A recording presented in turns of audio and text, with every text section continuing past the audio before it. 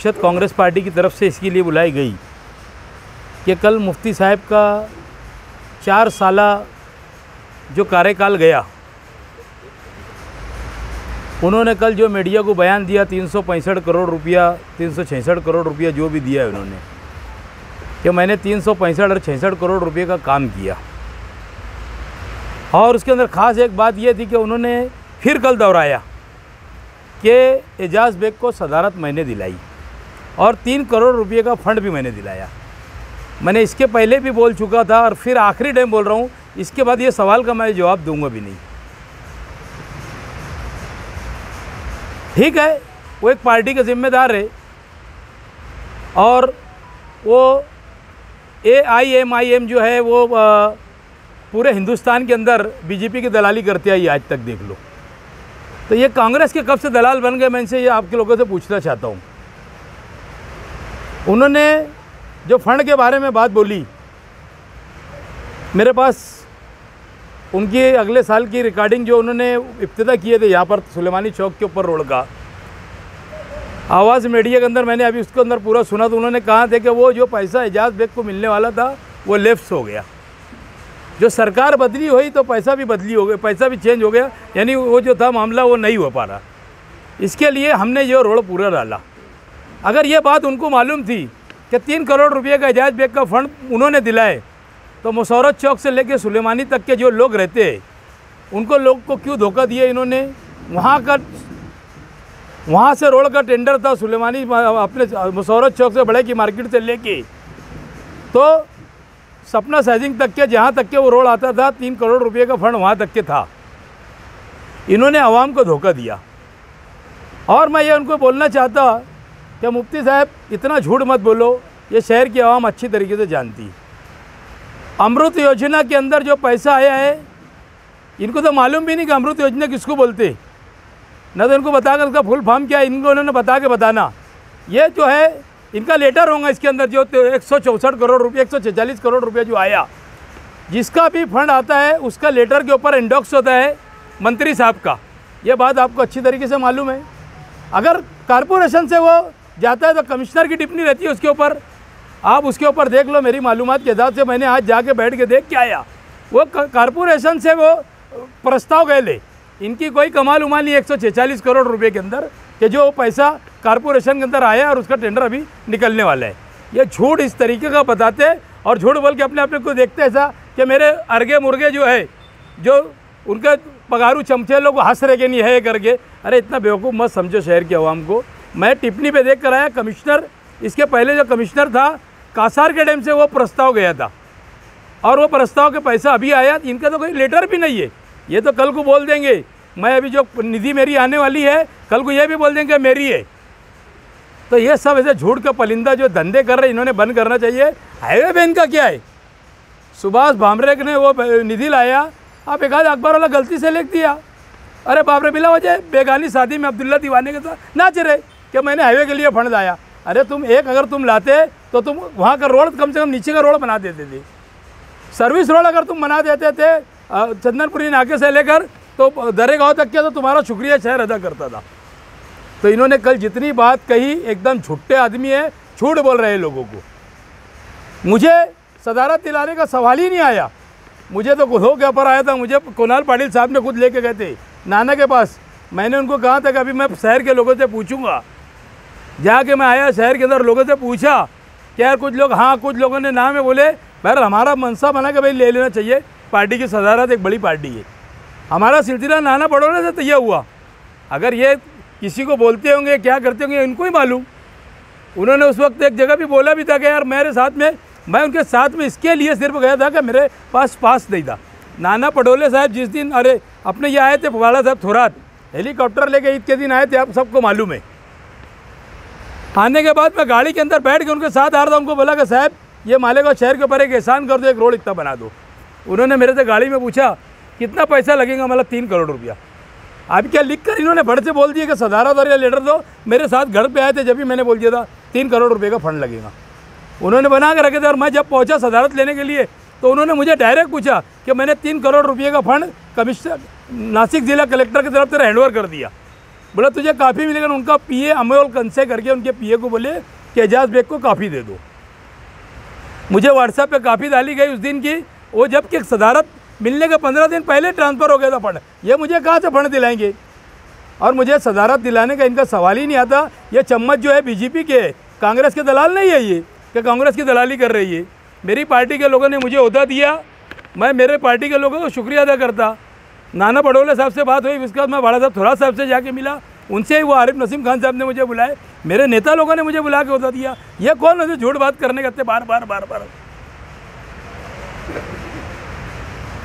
उन्होंने कल एक बात और प्रेस कॉन्फ्रेंस में कहा कि मालेगांव से कुछ पार्टी के लोग कांग्रेस के लोगों से मिलने गए थे, तो एजाज बेग को बहुत सदमा हुआ। इसके बारे में अरे पार्टी है, तुमको एक बात अच्छी से बोलता हूँ, कांग्रेस एक समुंदर है। एजाज बेग रहेगा नहीं रहेगा इसके बाद भी बहुत बड़ा समुंदर है कांग्रेस पार्टी। मुझे सदमे का सवाल ही नहीं आया। मैं अध्यक्ष आज पार्टी का, पार्टी के लोगों ने मुझे क्या बोले वो मुझे जो जवाब देने का था मैंने दे दिया था। और उसने उन लोगों ने जो है वो डायरेक्ट क्लियर नाना पटोले साहब ने बोल दिए थे कि मैं को हर बीमारी का इलाज मेरे पास है, वो गोली मैं मेरे अध्यक्ष से पूछ के दूंगा जब मुझे देने वाली बात रहेंगी। तो मुझे सदमे का सवाल नहीं आया ना। अभी 5 तारीख को मेरे नेता लोग आ रहे, आप भी उनसे सवाल जवाब कर लेना। एक साहब, अभी आपने कहा बीजेपी की दलाल पार्टी है एमआईएम, 4 साल पहले तो आप ही एमआईएम में काम किए थे। सही बात है, मैं हम लोग पार्टी के नगर सेवक थे उस वक्त। तो हम राष्ट्रवादी से चुन के आए थे, हमारी मजबूरी थी, हम एक पार्टी से चुन के आए थे और उनके साथ में थे। आप वो तो हमेशा पार्टी बदलते रहेंगे तो क्या सारा का उनके साथ पार्टी बदलेगा क्या? हम लोग राष्ट्रवादी से चुन के आए थे, बात आपको मालूम है, हम नगर सेवक थे उनके साथ में। तो इसके लिए हमारी तो मजबूरी थी ना। और जब धीरे धीरे धीरे धीरे पूरे हिंदुस्तान को मालूम पड़ गया कि ये बीजेपी के दलाल है।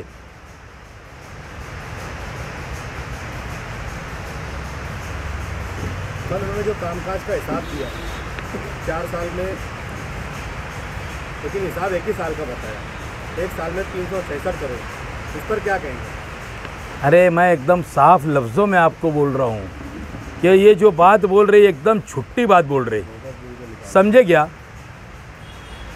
जो प्रस्ताव है, आप कल कारपोरेशन के अंदर जाना, सिटी इंजीनियर से पूछ लेना, वो वाटर सप्लाई के अंदर 146 करोड़ रुपया जो आया हुआ है, वो जो पैसा है वो पीछे जो कासार साहब थे आयुक्त, तो उनकी नोटिंग से पैसा आया है। म्हणजे उन्होंने प्रस्ताव भेजे थे, जिसका लेटर लगता कि नहीं, पहले तुम क्या मुंह से बोल देते कि लेटर बन जाता, ऐसा है क्या? जो तुम प्रस्ताव देंगे वो प्रस्ताव का लेटर तुमको, पहले लेटर के ऊपर तुम्हारा जाएगा, वो लेटर के ऊपर आगे काम काज बनता। तो उनका लेटर ही नहीं है उसके अंदर, तुम जाके देख लो, उसके अंदर झूठ बोल रहे हो 146 करोड़ रुपए के बारे में भी। और वो हाईवे की तो बात भी करना नहीं इन्होंने, समझे क्या? ये हाईवे का इनका कुछ नहीं है। ये जो ला रहे ना 2-5-10 करोड़ रुपया गाँव के अंदर ही, वो क्या इसको कोई मानी बोलते? 2200 करोड़ रुपया बाजू के एमएलए सुहास अन्ना कांदे ने लाया। क्योंकि ये जो लोग हैं ना, ये काम को पसंद करते, ये काम को तरजीह देते। हमारे शहर के एमएलए साहब है ना, वहाँ पे पैसे को तरजीह देते। आज एक वक्त नहीं है, जिस दिन वक्त आएगा उस दिन खुलकर बोलूँगा कहाँ पर कहाँ कितना पैसा इन्होंने लिया है। सिर्फ ये पैसे की भाषा वहाँ इस्तेमाल करते। उन्होंने कहा कि एमआईएम के आमदार होने की वजह से फंड मिलने में दिक्कत आती। फारूक शाह नहीं क्या? काय का आमदार है वो? बीजेपी का आमदार है क्या? सेना का आमदार है? काय का आमदार है? फारूक शाह ला रहा ना, काम करता। असल में इनको काम करने का तरीका आता नहीं, समझे क्या? यहाँ से जाते सोते, रात भर फ़ोन पे बातें करते, सुबह कहाँ से उठेंगे तो मंत्रालय जाएंगे। काम करने के रहना। मैं अभी तुम लोगों को प्रेस कॉन्फ्रेंस के जरिए बता देने चाहता कि जो भी अभी मैं जो निधि लाने वाला है उसके ऊपर 8 करोड़ रुपए का लेटर मंगेश दादा चौहान जो बीजेपी के एमएलए है, मेरे पास उसका लेटर है। मैंने उनका लेटर के ऊपर प्रस्ताव दिया था, वो 8 करोड़ रुपये उनके लेटर पे आने वाला है। 6 करोड़ रुपया दादा भूसे साहब के लेटर के ऊपर आने वाला है। और 10 करोड़ रुपया मैंने 12 करोड़ रुपया मेरा खुद का लेटर म्हणजे एजाज बेग अजीज बेग स्थायी समिति माजी सभापति के नाम पे 12 करोड़ रुपया मैंने क्रीडा के लिए ये किया था। उसकी नोटिंग अपने इन्होंने मारा था उस वक्त गिरीश महाजन साहब ने, ठीक है। वो 9 करोड़ 90 लाख रुपया आ रहा है उसका, वो मेरे खुद के लेटर के ऊपर है। कल को इन्होंने बोलना नहीं कि ये भी मेरे बाप है ना। तो ये मेरी जो चीज़ है, मैं तुमको आज प्रेस कॉन्फ्रेंस में बोल रहा कि ये मेरा लाने लाई हुई चीज़ है। इन्होंने फंड आ रहा है और उसकी सब नोटिंग मारे गई है। मेरे पास जो चीज़ है उसकी नोटिंग है मेरे पास सब चीज़ की। मैंने किसका मेरा वो है ना लेटर है ना, जो निधि आएंगी कलेक्टर साहब के पास उसके अंदर मेरा लेटर रहेगा ना। मैं जो बोल रहा हूँ गिरीश अपने मंगेश दादा का लेटर के ऊपर एक 5 करोड़ रुपये का गट नंबर 4 मालदा शिवार के अंदर एक गार्डन 5 करोड़ रुपए का है और 3 करोड़ रुपए का रोड रास्ते ऐसे मंगेश दादा चौहान जो 40 गाँव के आमदार है उनके लेटर पर लाया। 6 करोड़ रुपया मंत्री साहब से एक लेटर लिया था उनके इसके अंदर लाया।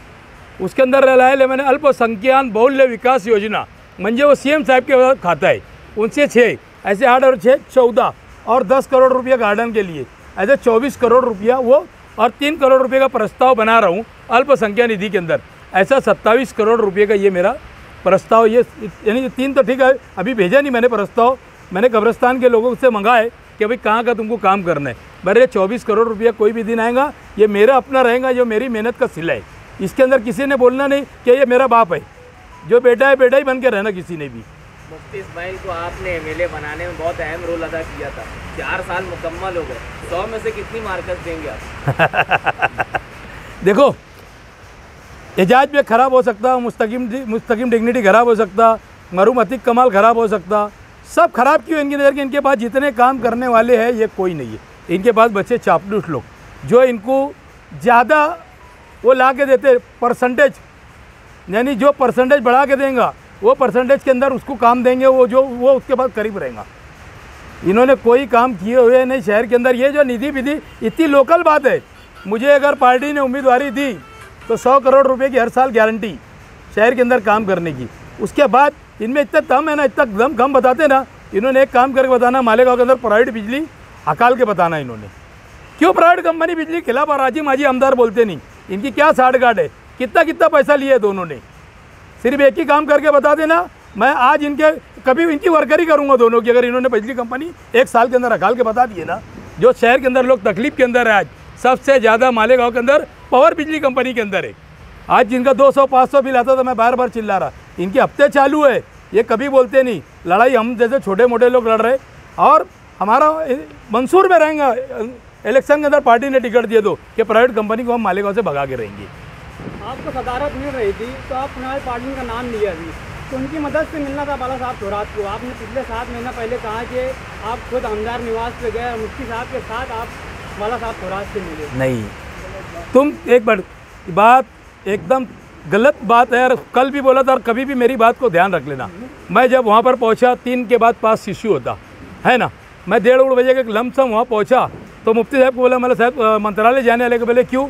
मतलब थोरात साहब से मिलने गए।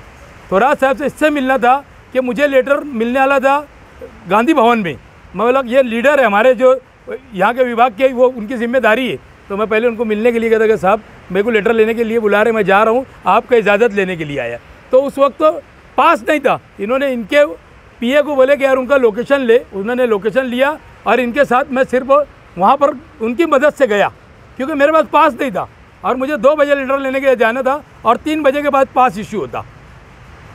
तो इसका मतलब है थोड़ी कि मुझे सदारत उन्होंने दिला दी है। ये झूठ बोलते, ये एक आदमी झूठ का परिंदा है। इन्होंने तौबा तिल्ला कर रहे हैं ना, ये असल में क्या समझते हैं कि भाई मैं मुफ्ती है, मैं अगर जो दुआ पढ़ लूँगा झूठ की तो मुझे माफ़ हो जाएगी। ये माफ़ नहीं, अल्लाह के पास हिसाब भी देना है ना। नहीं तो इनको बोलना चलो हल्फिया बयान दे दो, तुमने मेरे को सदारत दिलाया क्या, नहीं तो मैं भी हल्फिया बयान देता। और इससे बड़ी बात क्या बोलूँ? सबसे पहला काम आपको भी दिया 4 साल के जो काम थे, उन्होंने 10 लाख रुपये का काम मुझे दिए थे। म्हणजे जो मेरे ऑफिस के बाद जो रोड बनाया मैंने, 10 लाख रुपये का काम मुस्तकिम डिग्निटी को दिए थे, 10 लाख रुपये का काम डॉक्टर खालिद परवेज़ को दिए थे, और 10 लाख रुपये तुम्हारा क्या बुनकर सर्कल में 20 लाख रुपये डाले थे, ऐसा उन्होंने दिए थे। काम आप बोले काम ही नहीं करना आता उनको, काम ही नहीं। ये 10-20 लाख की तो बात मत करो। कमिश्नर, अभी मैंने 1.25 करोड़ रुपया कमिश्नर साहब से फंड लिया। कितना लिया? 1 करोड़ 25 लाख रुपया। ये 5 साल से जिम खाना बन के पड़ा है। ये सिर्फ सियासी दुश्मनी का शिकार था। 29 लाख रुपये का टेंडर इसका निकला हुआ है। 22 लाख रुपये का बाजू में इमाम संडू अखाड़े का वो निकाला। 38 लाख रुपये का सुशोभीकरण करने का है। मैं शुक्रिया अदा करता आयुक्त साहब का कि उन्होंने इतना बड़ा फंड मुझे दिया। तो ये कोई बात नहीं है, वो आमदार है, 10-20 लाख की कौन सी बात है? एक नगर सेवक होने के बाद मैं आज क्या है, मैं 24 करोड़ रुपए का फंड ला रहा। इनसे ज़्यादा अगर नहीं होगा ये साल के अंदर तो बात खत्म। एमआईएम के स्टेज पे आप लोग चले गए थे, आपको उस वक्त क्यों नहीं लग रहा था कि एमआईएम ये बीजेपी की भी पार्टी है? अरे हम पार्टी के अंदर उनके साथ, हम लोग उनके इसके अंदर थे ना, राष्ट्रवादी के हम कारपोरेटर थे, वो हमारे अध्यक्ष थे, इसके अंदर हम बंधे थे। अगर हमको जब लगता था कि ये पार्टी ऐसी है, कुछ कारपोरेटर जो है वो स्टेज पे जाने से कतरा रहे थे, लेकिन सबसे पहले आप ही थे जो स्टेज के ऊपर चले गए। नहीं, मैं अतीक कमाल स्टेज पे नहीं गए थे। देखो कोई स्टेज पे गया था कि नहीं दिया था, पार्टी का हर वक्त हमने पालन किया है। जहाँ भी रहे, हम शेख रशीद साहब के साथ रहे, उनका आदेश का पालन किया, वहाँ भी इनके पास रहे तो इनका भी आदेश का पालन किया। ये कोई बात नहीं है। अगर वो जाने का बोले तो हम नहीं कर इसमें रहते, कॉर्पोरेटर नेता उनकी पार्टी तो नहीं जाते थे। तुम कॉर्पोरेटर राष्ट्रवादी के थे, वो MIM से लड़ रहे थे। तो अब हमारे अध्यक्ष थे ना, वो हमारी पार्टी के अध्यक्ष थे, इसके लिए हमको ये कर जाना पड़ा ना हमको। फिर उसमें थे ना, वो पार्टी के अध्यक्ष थे ना। सवाल ऐसा है, आप उम्मीदवारी की बात कर रहे हैं, कितनी वोट है आपके पास? ये तो घोड़ा मैदान बताएंगे, मैं क्या बोलूँ तुम्हारे को। आंदो ना, वक्त तो आंदो ना। नहीं, एक बात सुन लो, मुझे किसके पास कितनी है, मेरे पास क्या है, ये घोड़ा मैदान जिस दिन इलेक्शन होगा ये शहर की आवाम बता देने वाली है।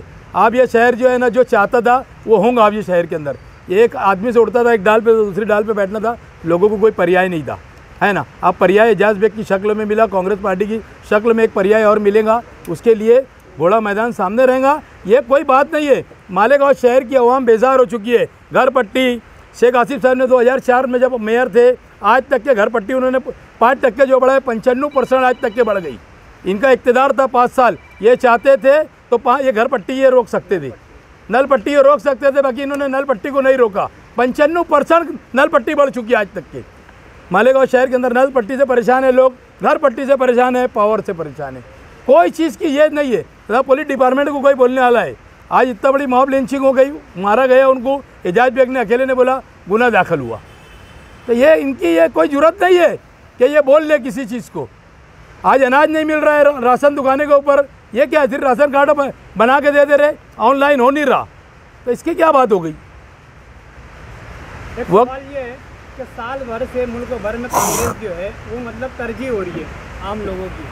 और कल मुफ्ती साहब ने कहा कि मैं 5 साल तक इस पार्टी में वफादार है, तो क्या आइंदा मुफ्ती साहब कांग्रेस में जाएंगे? और 7 महीना पहले आपने कहा था कि उनका नाना पटोले ने उनको खुद ऑफर किया था कांग्रेस सदारत लेने के लिए। देखो, वफादार तो हमेशा रहते, 4-5 टाइम पार्टी बदली करी है ना, तो वो इतनी उनकी वफादारी वही है। नहीं तो सेटिंग कौन कौन सी पार्टी बदली करे उन्होंने, वफादारी इसको ही बोलते। आइंदा असेंबली इलेक्शन के वक्त वो सेटिंग MLA रहेंगे, तो कहीं ऐसा तो नहीं कि मतलब आपके पास जो है वक्ती तौर पर सदारत है? ऐसा वैसा का टाइम चले गया, वो ज़माना भूल जाओ। एजाज बेग भी कुछ है कि नहीं है, ऐसा वैसा वाला मामला चले गया। अब ये वफादारी की बात करें, मैंने बदलिया 3-4 पार्टी इन्होंने बदली करे, यही वफादारी है उनकी।